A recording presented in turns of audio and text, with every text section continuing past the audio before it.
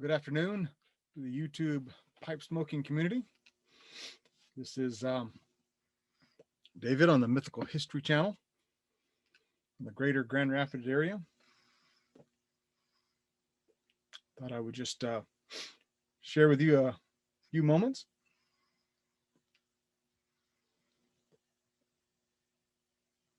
No smoke rings there. I'm smoking let's see if we can get that to focus. There we go. It's a little bent pipe. It's a no-name pipe. I've enjoyed it. I got it about 3 years ago at the tobacconist it says made in Italy on one side and nothing on the other. So we'll say it's an Italian pipe.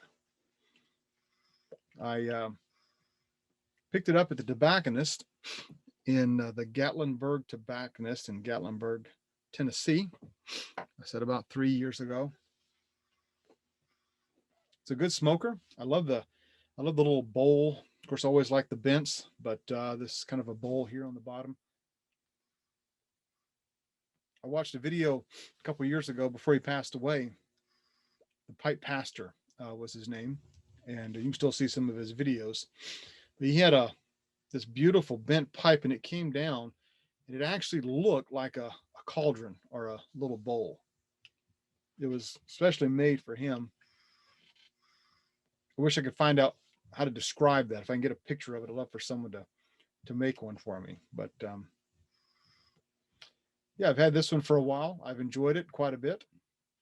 I am smoking in it it's called cobblestone vanilla custard. It simply says indulge. So I am indulging. Got a nice aroma, a nice room note to it.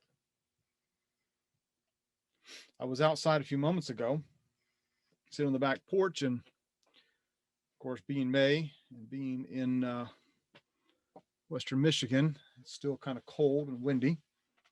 Beautiful day, but if the wind would die down, that would be nice. But as I sat there, I thought it'd be nice to be sitting next to a fire, next to a hearth. Now, I don't want to go build one because there's still a lot of wind outside in the fire pit. So I thought I'd come inside, and I was inspired to write a poem.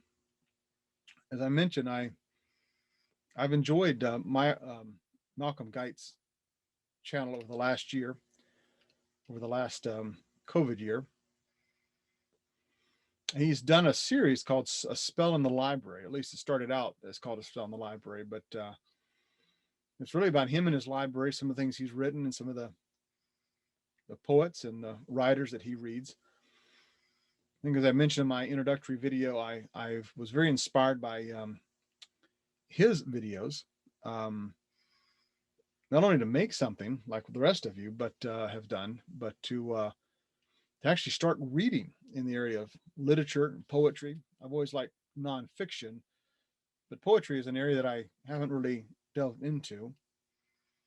And I thought, I like to read Keats and Yeats, some of the big ones, and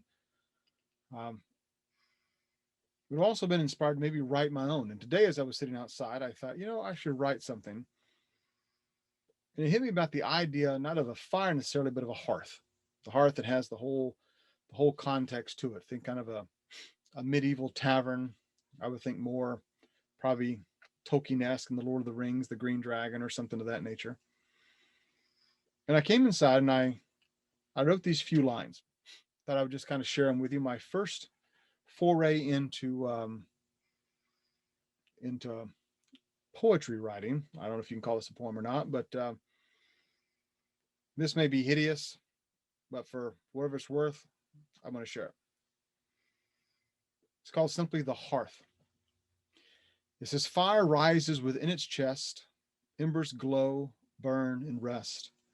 A place to gather, to hear and laugh, to joyously join in stories past. Its warmth is ever present and has no ill to those who gather on winter's chill. The amber flames from wooden logs both warms the skin and lifts the soul. The hearth, it is a central place of mind and will and reflective space. To return again to the hearth I know is but a dream in a world of woe. To pull aside from a world of greed, to sit in silence, relax, and read. The hearth is where I wish to be, to smoke my pipe and ponder free. Well, I hope wherever you're at today that you have an opportunity to take your pipe, to sit maybe in silence, relax, read, or just ponder the mysteries of the universe. One of the things I love about pipe smoking is it's just a time to be reflective and contemplative and really just relax. So, blessings to you and whatever you are pondering this day.